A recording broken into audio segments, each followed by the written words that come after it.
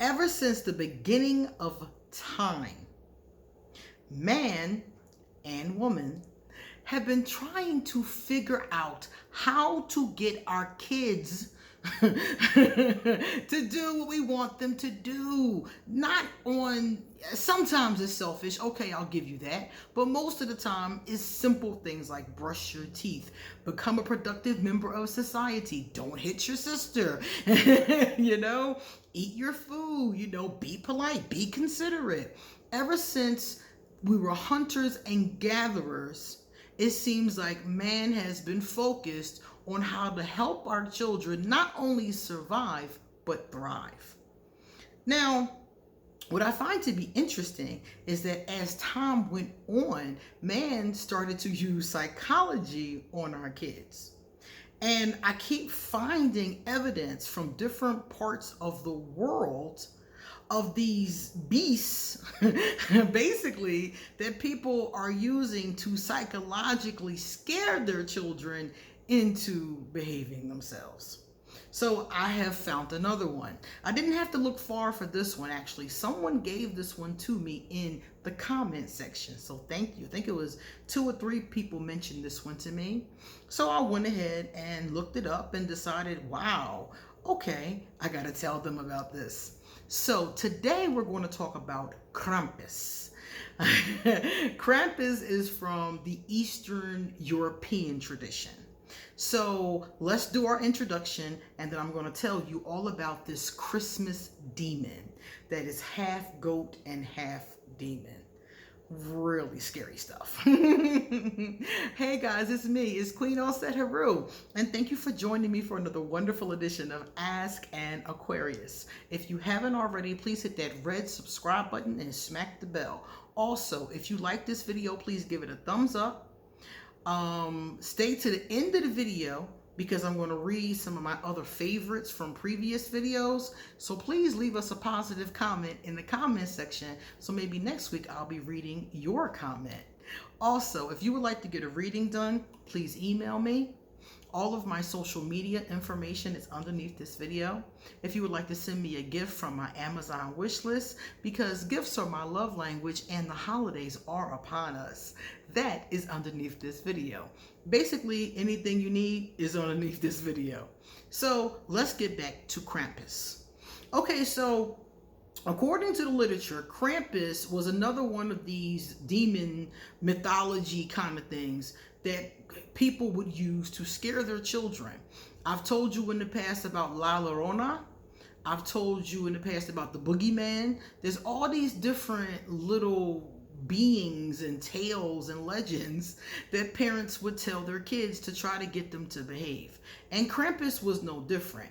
Krampus, like I said, was the Christmas demon. Now, most of you may be thinking, Christmas demon? We know about Santa Claus, but we don't know about his Christmas demon. Well, if you are from Eastern Europe, chances are you may know about Krampus. Krampus was said to accompany Santa Claus on his nightly, or his yearly run, okay? And Krampus was said to either accompany him or go before him. And Krampus is the one that goes and punishes the bad kids. And then St. Nicholas or Santa Claus, whatever you want to call him, comes and rewards the good kids. Okay? So again, it's this idea of good versus bad. And if you're being good, you get to have treats. And if you're not being good, some awful things are going to happen to you that I'm going to tell you about right now. So first, let me describe Krampus. So can you imagine being a little kid and it's Christmas time and your mom is telling you this story around the fire and by the tree or whatever, kind of decorations you may have up? But basically they would tell their children that he was half goat and half demon. And it would say that he had long claws. And when I see, like, I put a picture in the thumbnail and you'll see that his claws are like 20 times the length of mine, the idea being he can, grab children and rip them open and all kinds of stuff. He has this long tongue. I don't know what the long menacing tongue for. Just the thought of somebody licking me makes me like skeeve. And Krampus was said to be covered in fur. He carried a long, thick birch switch for beating kids. So it's basically like a long wooden whip. And he, wanders around with this thing. They also said he had chains on. Like you can hear him coming because Krampus has chains on. So he's coming down the hallway. You're sleeping in your room. You know you've been naughty that year. Because most of us know when we've been naughty. So that's Krampus coming for you, And he comes in and he either beats you or kills you or takes you, kidnaps you. He does something to you. He punishes you in some way based on whatever he feels like doing. So this is like, oh my goodness. Now let me tell you a little bit more about the origins. Krampus started in the Germany, Austrian Alps area and apparently spread across Europe. He's still celebrated in some places today. They said that Austria, the Czech Republic, and the Alpine region all have like these Krampus runs. Basically, a Krampus run is like a festival. Not even a festival. I want to call it more like a parade, because I was watching footage of it, and basically people were standing on either side of the street, and these men were dressed up, and I guess some women were dressed up, like Krampus, and running around and scaring people and throwing snow at them. And supposedly this goes all the way back, hundreds of years to the beginning of these traditions. And they did it exactly the same way. And they said that back then they would get kind of drunk. Some of them would, start to drink and then start chasing people through the village and things like that, giving them gifts. Sometimes it was, very playful, but people in this region liked this myth, this legend a lot, and they, thought it was fun. They kind of see Krampus as like a Disney villain versus his demonic origins. Now, Krampus came along during around the time they said when Christianity started to take over Europe. But there was a legend before Krampus. This is during the pagan times. Now, many of these traditions, they don't really have a lot of information on before Christianity, because a lot of them were absorbed into the Christian traditions, and many of them were not kept. So I wasn't able to find specifics, but I was able to find, this one was called Perkta. Perkta was before Krampus. And basically, she's mentioned in a work called The Brothers Grimm. Some of you might be familiar with this work. I think it's like fairy tales and legends and things like that. So anyway, this Perkta, who will later on become the embodiment of Krampus, was a woman.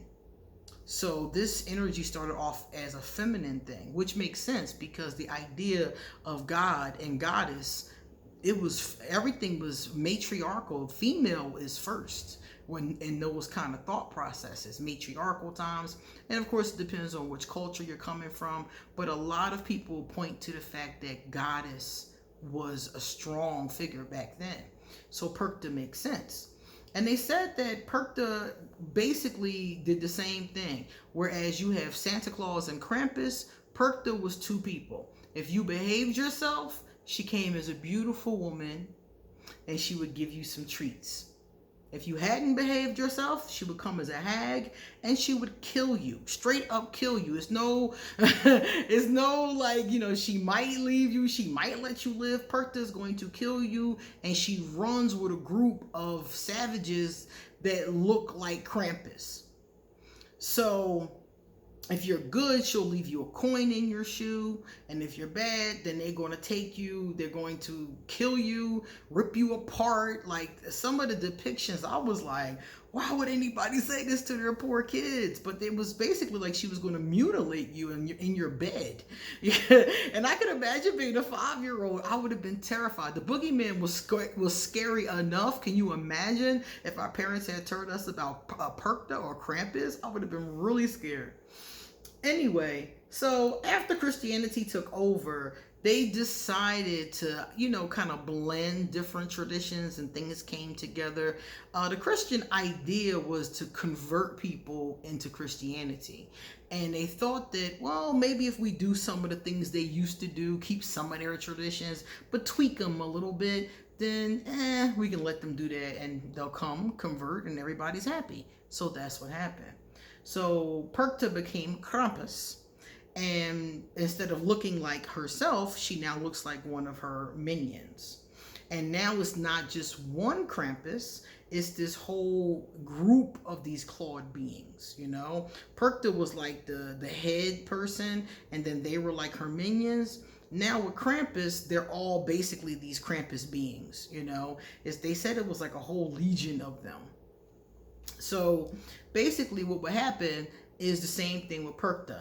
The night before Christmas, the children, or thereabouts, because the date changed many times, so they would leave out their shoe. And when it was time, Santa would fill up their shoe with gifts or coal. Okay? Very important. Now, if there was coal in your shoe, that meant you were bad. And Krampus was going to come take care of you. So you could imagine how scary that must have been. I wonder how many parents put coals in their kids' shoes to scare the crap out of them. That is awful. It's so awful. So at this point, he now accompanies Santa or comes before or after Santa, and would do all these things. He's beating, he's killing, he's kidnapping, he's eating, he's drowning. Basically it's up to Krampus's discretion what he does, bottom line. So according to the legend, this tradition, this Krampus run that I was talking about, continues until this day. So any of you that are out there that are in Europe that have ever been to a Krampus run, I would love to hear any highlights from the Krampus run. So this sounds really cool to me. So anyway, that's basically the bottom line. He would come with Santa, and then after that, that was it. The next day, everything goes back to normal. So if you made it out alive, good luck with next year, and you better behave yourself because Krampus is coming back. So I'm just really I think it's really cool that different parts of the world have their own version of what I'm calling the boogeyman. And I have some other ones too to tell you guys about. But it's really crazy to me. And it does make sense to me as a parent, It does. But the only part that doesn't make sense to me is that these are so scary. I would have been scared to even tell my kids these old tales, from Krampus and Perkta. So that is the story of Krampus. So if you want to know more about it, you can hit it up on YouTube. If you just type in Krampus, all these videos come up. There was even a movie, it looked like, people doing fan fiction about it. There's a lot of more details and things like that if you want to know more about Krampus. But I just thought it was really interesting. All right, guys, now we're going to read a positive comment and we're going to talk about it. Brenna author said, "Thank you for this. I'm Aquarius and I'm becoming more controlling to get out of my bad situation. Thanks." Yeah, I don't know your situation, but when you said the word control, what came to my spirit was control of your life. And control of your life in general could mean boundaries. It can mean a number of different things, but do whatever you got to do to get control so that you can make your own decisions about what happens in your life. You can manifest what you want and go where you want. When you don't have that control over your life, you're basically blowing in the wind at somebody else's mercy, which I think is totally unfair because it's your life and you're the one that has the answer for it. No matter what happens, if you believe in an afterlife, if you believe in some type of judgment, every culture I've studied has some type of judgment. In our culture, your soul is weighed by the feather of Mayat. And Mayat takes out her feather and she weighs it against your soul. And if they are even or lighter, if your soul's lighter than the feather, then you've done a great job with your life. Some Christians will call this heaven, you know? So if you, depending upon what you believe, you got to answer for it. You have to answer, not the person next to you, not your mama, not your boyfriend, not your girlfriend, not your wife. You have to answer for it. So you should be in control of how it goes down. Number 2 came from Cherry. Hey, Cherry Lambic. Hey, Cherry, I love that. I love this series so much. I'm so glad I found your channel. I feel very understood here. You know, I love when people say that, because a lot of Aquarius tell me that, and I always tell them I never felt understood until I met groups of Aquarius. And I met them on Facebook. And then I started to do Ask an Aquarius, and I met many, many more. And it is truly the one time I feel understood. Most Aquarius get me. Not all of them, but most of you do. And I'm like, that's what's up. Okay? All right, Cherry, thank you so much for your comment. And thank you all for watching. And come back soon, because you know I got a lot more to say. See you later.